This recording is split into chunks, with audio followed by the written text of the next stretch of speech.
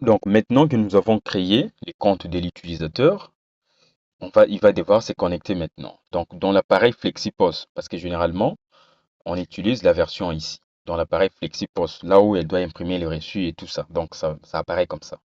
Alors, quand on avait créé les comptes, c'est votre compte administrateur qui est là. Il va falloir que vous vous déconnectez pour pouvoir connecter les comptes de l'utilisateur. Là, vous vous rendez ici et puis vous cliquez sur déconnexion. Vous voyez? Alors maintenant, l'utilisateur là doit mettre son email et le mot de passe que vous aviez créé au début, donc lors de la création de son compte. Là, je mets l'email et le mot de passe de l'utilisateur. Voilà. Et puis, je mets son mot de passe. Voilà. Il s'agit en fait de ça. De l'email ici. OK? Email ici et les mots de passe. C'est ce qu'il faut mettre là-bas pour qu'il puisse se connecter. Et assurez-vous que si c'est pour la première fois de se connecter, que le terminal, donc l'appareil FlexiPOS, soit connecté à l'Internet. Et puis vous cliquez sur connexion.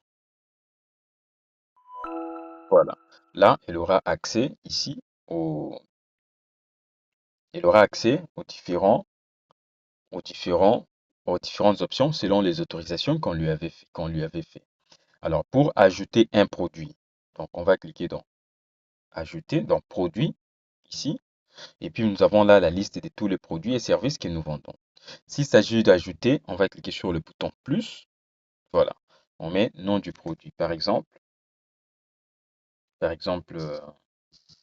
je peux mettre par exemple les noms. Je vais donner un exemple comme ça par hasard.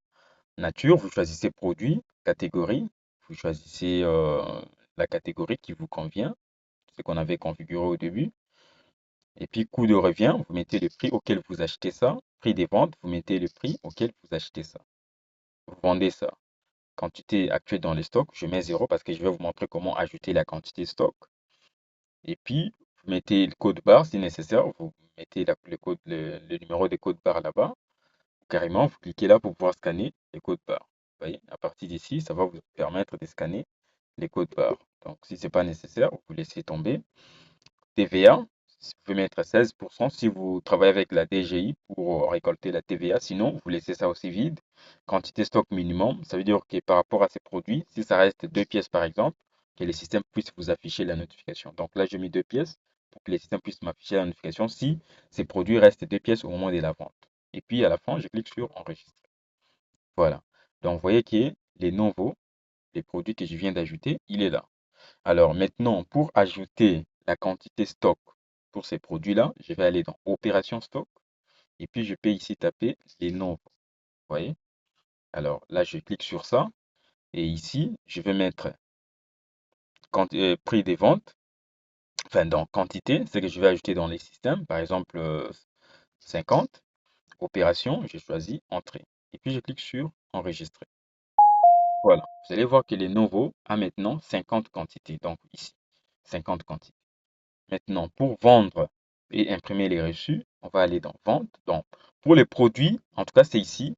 Vous ajoutez tous les produits et services que vous avez. Par exemple, en plus des produits, si vous proposez également les services, admettons que vous êtes une boutique, vous êtes une boutique en même temps salon de coiffure ou en même temps restaurant. Vous voyez?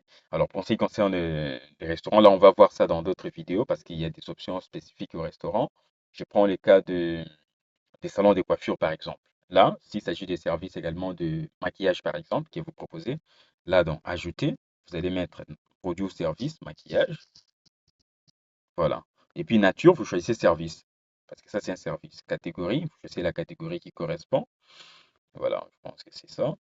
Coût des revient. Ici, vous mettez le même prix que si vous rendez ces services à 10 $, vous mettez ce coût des revient 10 $ et coût de prix des ventes 10 $. Mais si vous estimez que pour rendre ces services, vous dépensez 5 $ pour rendre les services de maquillage, il va falloir mettre ici 5 pour que les systèmes puissent vous calculer les bénéfices que vous faites pour chaque service. Mais si vous avez du mal à évaluer combien ça vous coûte les services que vous rendez aux clients, vous mettez seulement le même prix ici. Donc là, il n'y aura pas de calcul de profit. Vous allez juste enregistrer les ventes que vous faites. Et puis ici, à la fin, vous cliquez sur enregistrer. Donc voilà. Vous voyez là qu'il y a un autre service, maquillage, qui s'est ajouté. Alors maintenant qu'il y a un client qui est venu pour le service de maquillage, il va acheter également les nouveaux. Là, on va aller dans Vente. Je vais chercher ici, par exemple, les nouveaux. il est là. J'appuie une fois, comme ça. Quand j'appuie comme ça veut dire que les clients souhaitent acheter une quantité. Mais si, mais si c'était une erreur et que les clients, je vais appuyer par erreur et que je dois annuler ça, je vais taper les nouveaux, comme là où j'étais. Vous voyez, quand on appuie sur ça, ça ajoute une surbrillance en jaune derrière. Vous voyez? Alors, si on veut annuler ça, on va faire comme ça. Et puis, dans quantité, vous mettez 0. Et puis, je clique sur modifier. Voilà. Vous allez voir que on a annulé cette, euh, cette opération-là. Alors, admettons s'il veut acheter, j'appuie là, une pièce.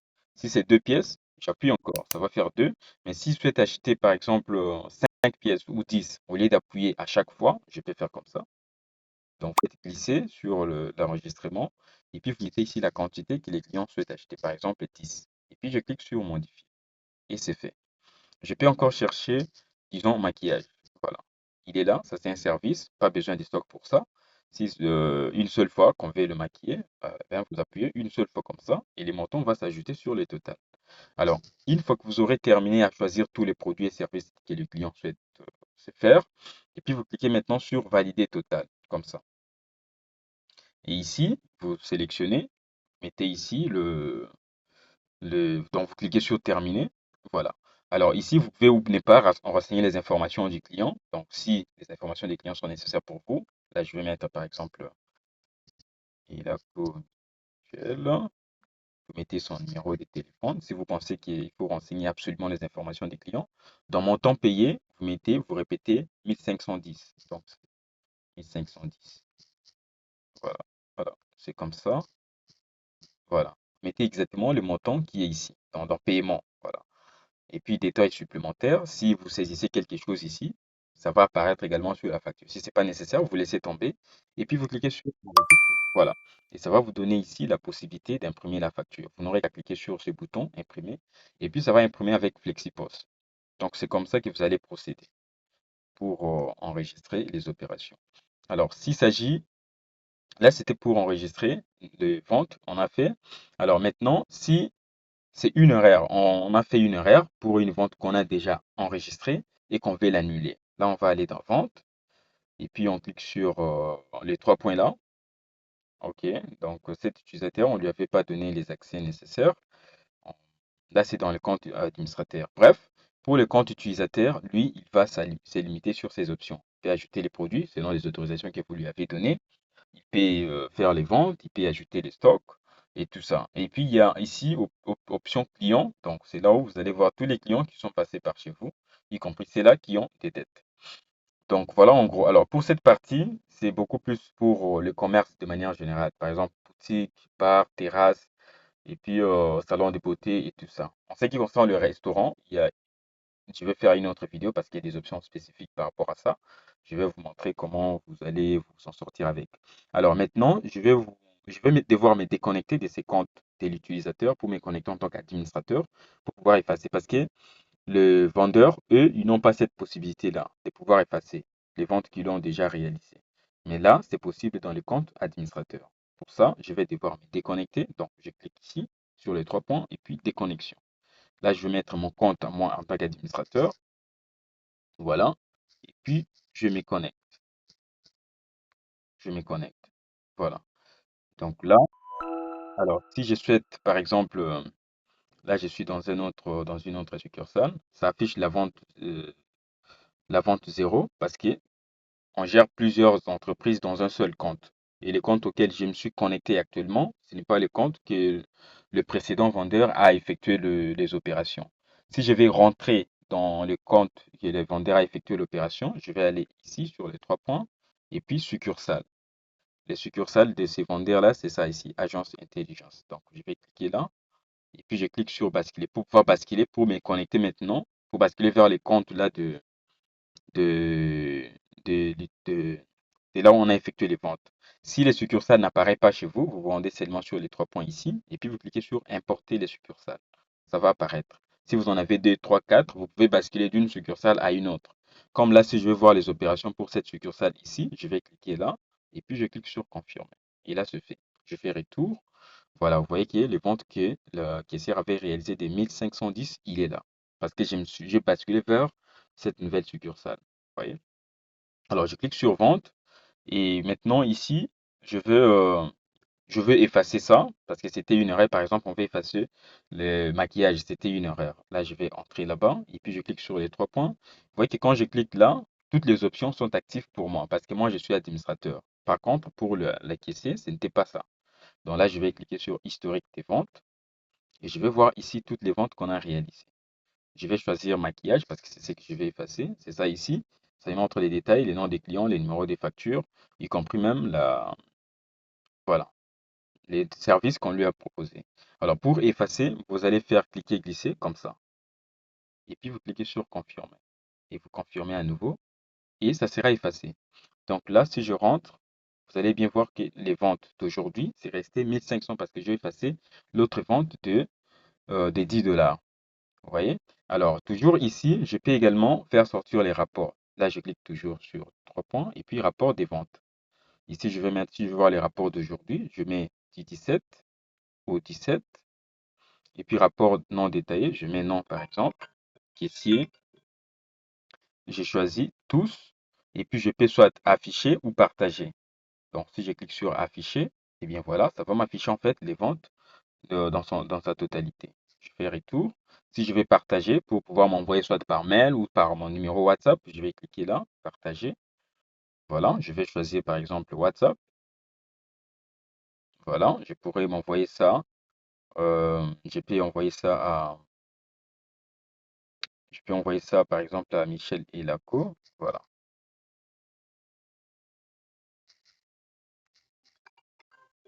voilà, je peux envoyer ça à Michel Elaco comme ça.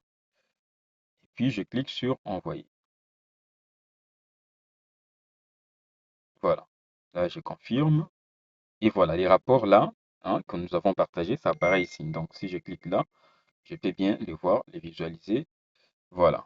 Et c'est ça les rapports. Donc, vous pouvez soit l'afficher ou partager, soit par mail ou soit par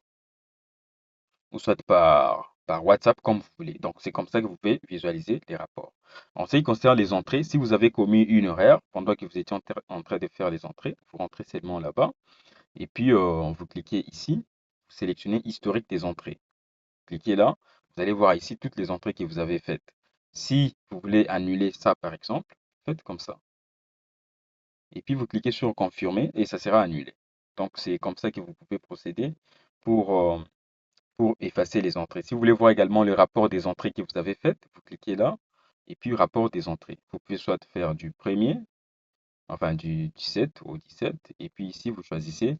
Si vous voulez voir seulement les entrées, vous choisissez les entrées, stock. Si vous voulez voir seulement les sorties, les transferts ou si vous voulez voir toutes les opérations liées aux entrées-sorties, vous cliquez sur toutes et puis valider. Ça va vous afficher là les produits que vous avez fait entrée-sortie selon la période que vous avez choisie. Donc voilà, en gros, comment vous pouvez faire. Alors, quand vous faites une modification à partir de ces liens ici, donc parce que à partir de ces liens que nous avons mis ici dans notre, donc ici, les Swave App, donc quand je viens là, je vais devoir me connecter. Vous allez voir que les opérations que nous avons faites à partir des FlexiPost dans l'application de l'utilisateur, si l'appareil est connecté à l'Internet, ça va automatiquement apparaître également sur votre tableau de bord administrateur. Donc là, je vais m'y connecter. Voilà. Donc là, vous allez voir qu'ici, il y a un instant. Donc sur les tableaux de bord, normalement, ça va nous donner également ces rapports-là détaillés de ce qui a été fait. Alors, quand vous apportez une modification en ce qui concerne les accès de l'utilisateur, vous voyez les 1500 qu'on a vendus là, ça apparaît également sur votre tableau de bord administrateur. Vous voyez, quand vous donnez les accès dans le compte utilisateur ici, si vous modifiez les accès ici et que l'utilisateur devrait voir, je modifie là, il ne devrait plus avoir accès aux produits, oui, aux services et tout ça. Il ne devrait plus, par exemple, voir la somme totale des ventes. Si vous changez, vous mettez non, autorisé à, autorisé à faire les entrées-sorties stock. Si vous mettez non, à nouveau, autorisé à ajouter les nouveaux produits. Donc, si vous changez les paramètres ici, dans le compte de l'utilisateur, il va falloir qu'il puisse se reconnecter à partir des terminals, des FlexiPost pour que ces modifications puissent être appliquées. Vous voyez ici, si j'essaie de revenir pour que cet utilisateur que je viens de modifier les informations puisse se connecter à nouveau, alors là, je vais devoir me déconnecter ou les déconnecter pour qu'ils puissent se reconnecter à nouveau. Donc, je vais mettre là, voilà. Et puis, je clique sur connexion. Vous allez voir que son tableau de bord va changer parce qu'il n'a plus la possibilité de faire entrer les produits. L'option produit n'apparaît plus parce qu'il n'a plus la possibilité de voir les ventes du jour. Ça n'apparaît plus. Vous voyez, toutes les restrictions que nous avons faites pour que cela puisse être appliqué dans son compte, il va devoir se déconnecter puis se reconnecter, s'assurer qu'au moment de se reconnecter là, qu'il soit bien connecté à l'Internet pour que ça puisse à nouveau télécharger ces nouveaux paramètres. Donc voilà en gros comment vous pouvez procéder pour utiliser l'application Swav.